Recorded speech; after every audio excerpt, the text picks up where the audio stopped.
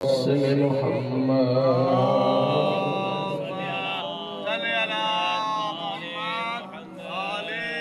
वअहल बैतिही तय्यबीन ताहिरीन अल-मासूमीन अल-मुंतजबीन अल-मज़लूमीन अल्लज़ीना ज़हबल्लाहु अन्हुम अर्रिज्सा व युत्तहहिरुहुम तत्हीरा।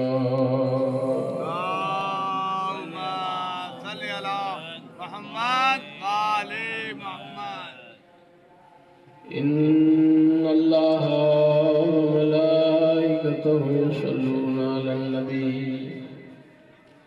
या अय्युहल्लज़ीना आमनू सल्लू अलैहि व सल्लिमू तस्लीमा। अम्मा बअदु फ़क़द क़ाला सुब्हानहु व तआला बिस्मिल्लाहिर रहमानिर रहीम वकुल्ल शैइन अहसैनाहु फी इमामिन मुबीन। सलवात पढ़ो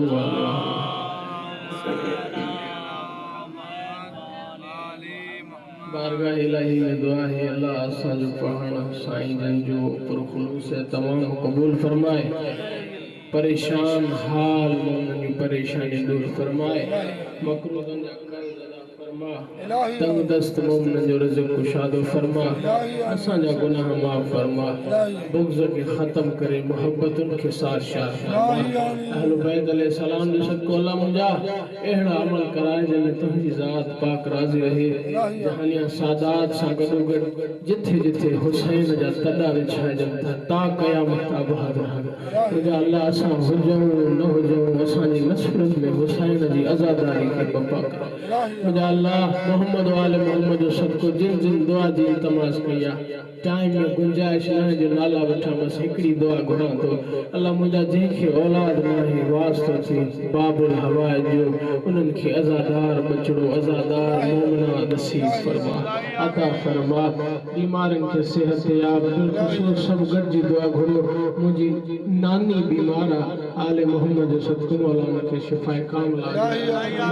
बारहे मौला जो जल्दी ज़ुहूर फरमा। अल्लाहुम्मा अज्जिल वलीकल फर्ज रब सल्ल अला मुहम्मद व आले मुहम्मद। सलवात पढ़ना बुलंद आवाज़ से अल्लाह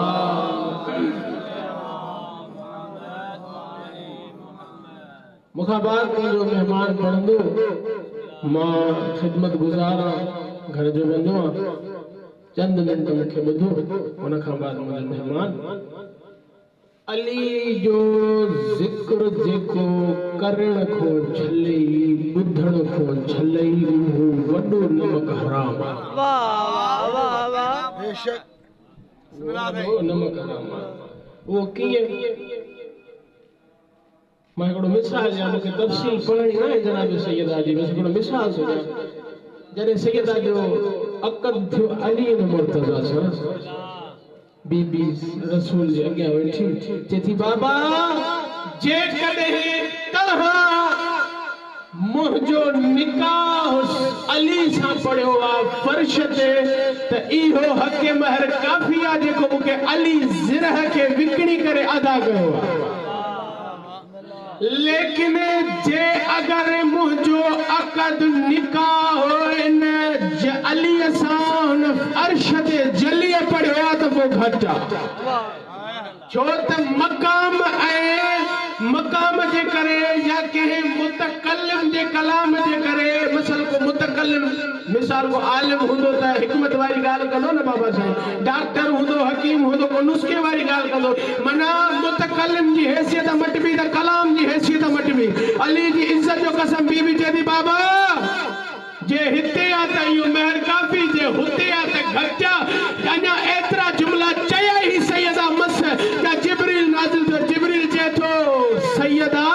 अल्लाह तो चवई त हीअ ज़मीन ऐं ज़मीनत में फुटण वारियूं शयूं अल्लाह तुंहिंजे हक़ महर में रखियूं आहिनि। हक़ महर में रखियूं आहिनि। तवज्जो कजो जेको ज़िक्र फातिमा करण को छलई जेको सैयदन जो एहतराम करण को छलई समझी वंजा इहो दुश्मन अलिया दुश्मन रहमाना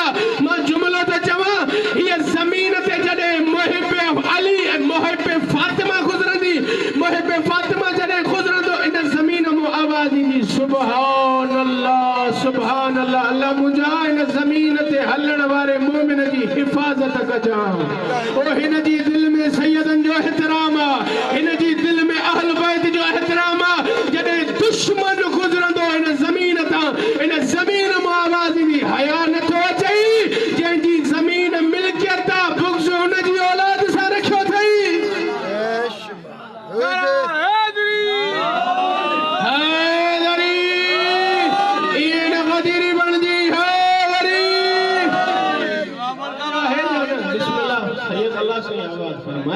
तवज्जो आहे ऐं माण्हू साईं पुछनि था त मां हे अमल कयो हज कयो ज़कात ॾिनी ख़ैरात कई ख़तमा कया अल्लाह राज़ी थींदो पैगंबर इस्लाम वटि हिकिड़ा बंदा आया चई मौला मां सोन ॾिनो आहे मां खूह वठी ॾिनो आहे मां हे कमु कयो आहे अल्लाह राज़ी आहे नबी तो फरमाए मां सम्झां थो तव्हांजी नियतुनि खे तहांजी नीयतुन के समझा दो पयो सोनो जेदो तहांजी नीयतुन के समझा दो अल्लाह जा नबी कयाऊं तो हुन जे लाए था न नबी तो फरमाए आदम अलैहिस्सलाम का वठी ईसा ताईं सब नबी आया त हू रहमान राज़ी थे तो हिकड़े उठी करे चयो छा अल्लाह भी कैसा राज़ी आहे जन नबी लंबिया जन फरमाइन था इन अल्लाह यरज़ा बिर्रिज़ा फातिमा अल्लाह राज़ी उन सा है जैसा थी ज़हरा राज़ी आ जैसा सैयदा राज़ी तवज्जो आहे जान हैदरी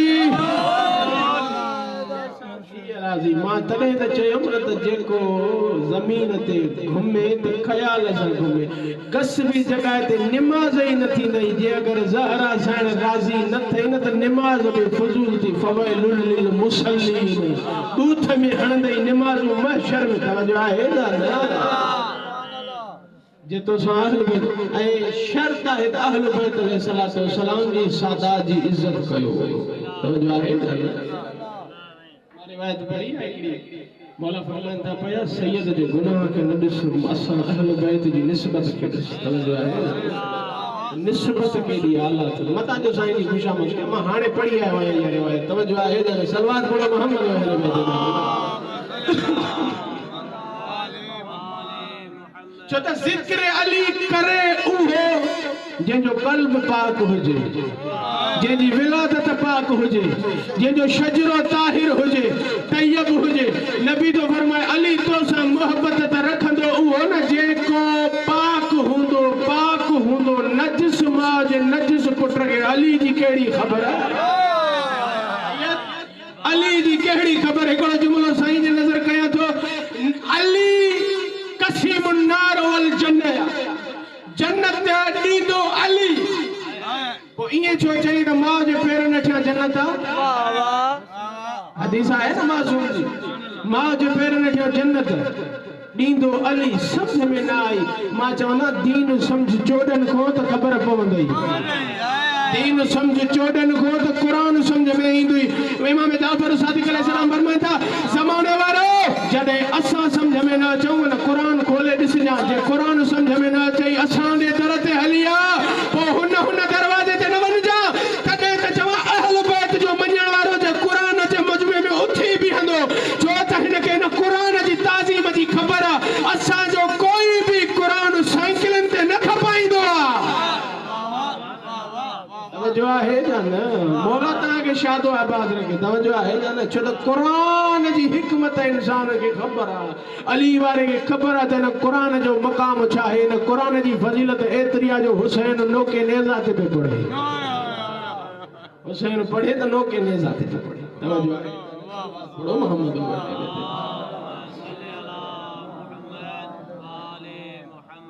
वरी भी सलवात पढ़ो मोहम्मद यानी अली जे जिक्र करण खां जेको झले समझी वन नजस पाक नाहे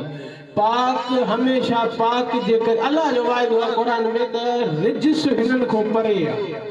पलीत हिनन को परे आहे छो त हिनन जे वेझो उहो ईंदो जेको पाक हूंदो ताहिर हूंदो तैयब पोइ हिकिड़ो शख्स हुयो यहूदी जो कुतो हिकिड़ा माण्हू आया नबी अल्लाह जा नबी ये कुत्तो आ खाए तो बियो आयो जी नहीं अल्लाह जा नबी यहूदी जो कुत्तो ॾाढो तंग थो करे नमाज़ ते अचूं था पटे थो पियो टियों बि आयो चईं अल्लाह जा नबी कुत्तो आहे पटे थो पियो पैगंबर सलाम जन यहूदी जे दरवाज़े ते आया यहूदी तुंहिंजो कुत्तो जमायतनि खे तंग थो करे छो चईं साईं मूंखे त काई ख़बर ई नाहे नबी तो फरमाए तोखे ख़बर नाहे कुत्ते खे सॾु कर त मां मोहम्मद कलाम कयां चईं तव्हां ॻाल्हि उन जी ज़बान खे सम्झंदा हो काइनात जो नबी तो फरमाए तोखे ख़बर नाहे मोहम्मद जे हथनि ते अगरि पत्थर अचनि कलमो पढ़ंदा सॾु कयईं आयो सर झुकायईं कुत्तो हो नमक हराम न हो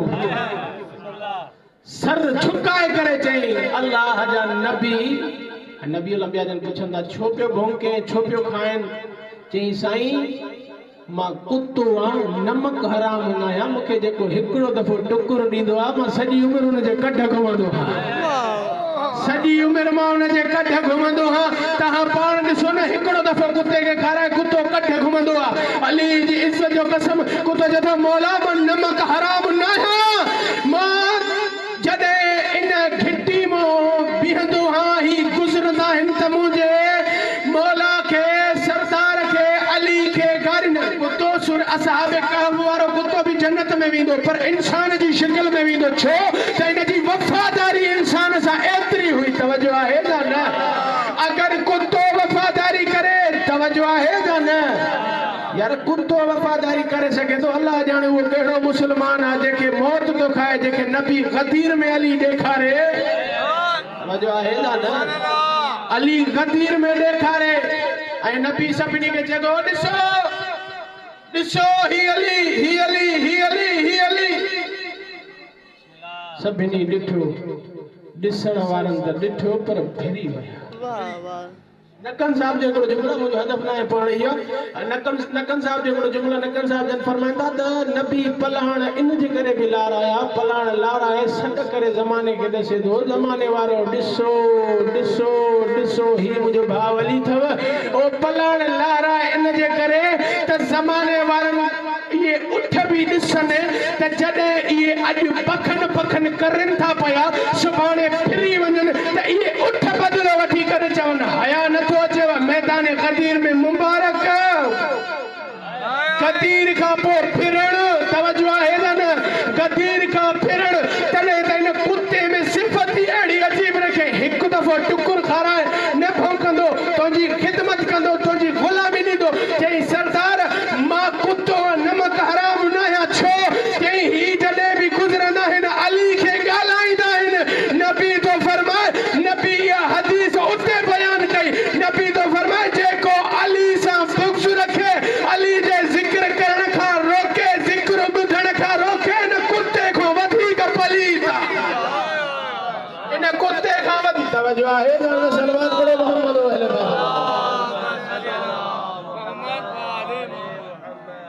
छो त नबी नियतुनि खे ॼाणे थो पियो तव्हां मुंहिंजी नियत खे न ॼाणींदो त मौलवी जी नियत छा आहे कलाक पढ़ा 5 मिंट पढ़ा 3 मिंट पढ़ा 4 मिंट कंहिंजी बि नियत जी तोखे मूंखे ख़बर न आहे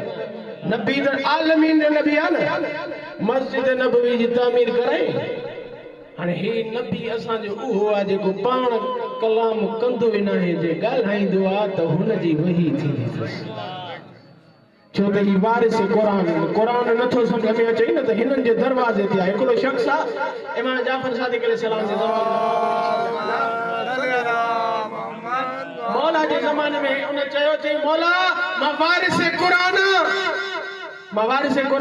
इमाम अलैहिस्सलाम जन फरमाता तू वारिस क़ुरान चई मौला हा मां वारिस क़ुरान इमाम जन फरमाता वारिस क़ुरान न सदाए मंज़िलत अञा ॾुखी आहे चई मौला मां क़ुरान यादि कयो आहे इमाम जन फरमाता क़ुरान यादि करणु कमाल न आहे रुबत अल क़ुरान वल क़ुरान यलानु घणई पढ़ण वारा पढ़ंदा क़ुरान लान थो करे पोइ हिकिड़े बंदे पुछा कई मौला इहो वरी कीअं ही क़ुरान त पढ़नि था सूरे फातिहा त पढ़नि था वुज़ू बि करनि था नियत बि करनि था क़ुरान पढ़नि था लेकिन क़ुरान लान नथो करे मौला फरमाईंदा क़ुरान पढ़नि था लेकिन ॾाॾे जी दुश्मनी दिलि में अथनि ओ मां जुमिलो चवां नमाज़ पढ़े रोज़ो रखे हज करे काबतुल्लाह में मरे अगर अली सां बुग़्ज़ अथसि त लानत लहंदसि आयत कोन लहंदसि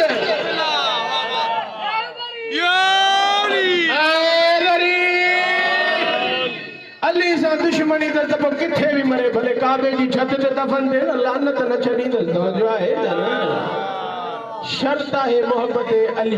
मोहब्बत अहल बैत अलैहिस्सलाम साईं नबी मस्जिद नबवी जी तामीर खां बाद सभिनी खे सॾु कई चई बस सब गॾु थियो अॼु मां हिकिड़ो अमल कयो सभिनी खे घुराई फलाणे खे नहीं वठी करे फलाणे जे हथ में बाबा हे तुंहिंजो भाउ तू हिन जो भाउ सलमान जो हथ पकड़े मिक़दाद जे हथ में ॾिनई चई तू हिन जो भाउ ही तुंहिंजो भाउ जो है नबी भा भा उनखे भी बनाए जंहिंजूं नियतूं भी मिलन जंहिंजा किरदार पिया मिलन तवज्जो तवज्जो तवज्जो जंहिंजा किरदार पिया मिलन जंहिंजूं नियतूं भी मिलन नबी सभिनी के भा कयो हिन के हुन जो भा के हुन के हुन जो भा के उलमा लिखियो त अली मुर्तजा मस्जिद जे सहन में वेठा उदास हुआ या पैगंबर इस्लाम हाणे तव्हां असांजे ॻाल्हि खे पहुचाइण जे लाइ पैगंबर इस्लाम अली जे क़रीब अची करे चवंदा या अली छो ख़ामोश वेठो आहे चई अल्लाह जा नबी अजब ॻाल्हि कई अथव हर महाज़ ते चवंदा हो अली अली अली अली अॼु अली खे भुलायो अथव अली जी इज़त जो कसम मोहब्बत भरियो इहो कलाम जो नबी सां अली कयो न अली भाकुर पाए करे चवनि था पिया या अली हिननि जो भाउ त तोखे बणाए त पर कीअं बणाए हिननि में कोई तो जहिड़ो आहे ई कोन हिननि में कोई तो जहिड़ो आहे ई कोन अल्लाह जा नबी पुछो नबी मुस्कुराए फरमाए तो या अली अंत अखी फिर दुनिया वल आखिर या अली तू मुंह जहिड़ो मां तू जहिड़ो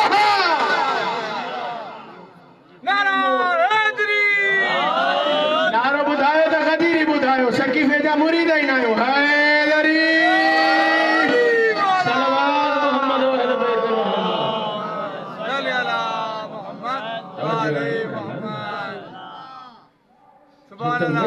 उन अली खे त गदीर जे इनकार जो नालो करबला है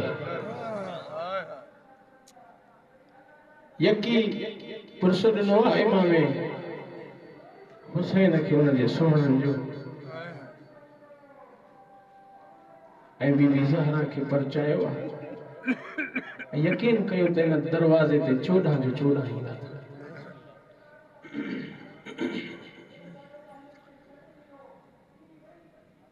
अज दिल चाहे थी छो तो मखसूस आखिरी पढ़ंदो उन सैयदा जो मसाइब पढ़ा 18 सालन में यार का बुढ़ड़ी ॾिठी था का रिवायत दुखी लगे तो नंढो भाउ समझी माफ़ कजो सैयदो गैर सैयदो तहां खां तो पुछा क्या 18 सालन में काई बीबी बुढ़ड़ी थी बस हिकड़े आलिम दी गाल बुधायो अल्लामा अब्दुल हमीद चांडे साहब के पुछा के सही 18 सालन जी उम्र हुई इहो तो आलम शबाब जवानी जे आलम में मोहम्मद जी धीअ ते केड़ा दुख आया जो उन जा वार अच्छा थी वया